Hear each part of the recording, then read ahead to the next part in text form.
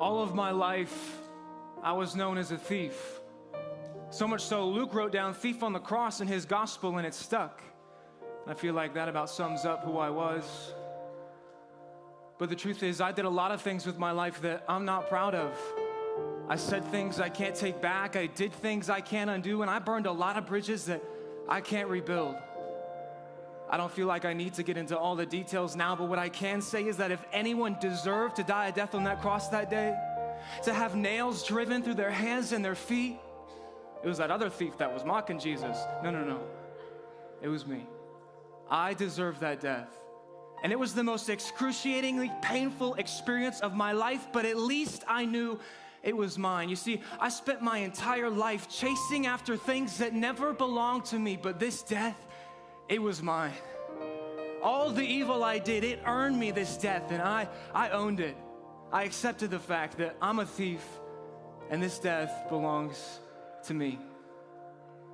They put me up on the cross, and as I looked down, I saw another man being led up to the cross next to me, and he was unrecognizable. He was beaten and bloody and bruised. He was just a mess.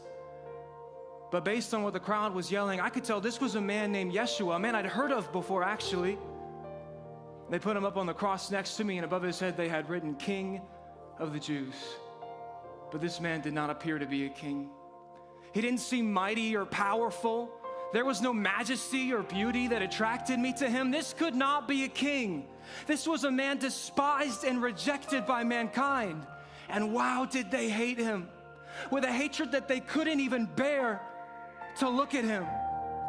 I've seen many crucifixions, none this bad, but this is the moment where criminals can let it all out.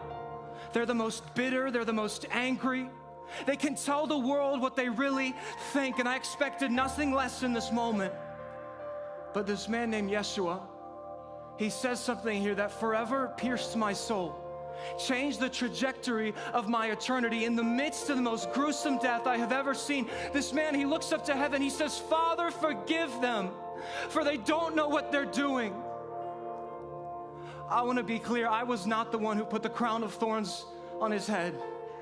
I did not put nails in his hands or his feet or a spear in his side. I was not the one who put this man on the cross, but when he said, Father, forgive them, for a reason I can't explain, that I don't understand, it felt as though he was forgiving me.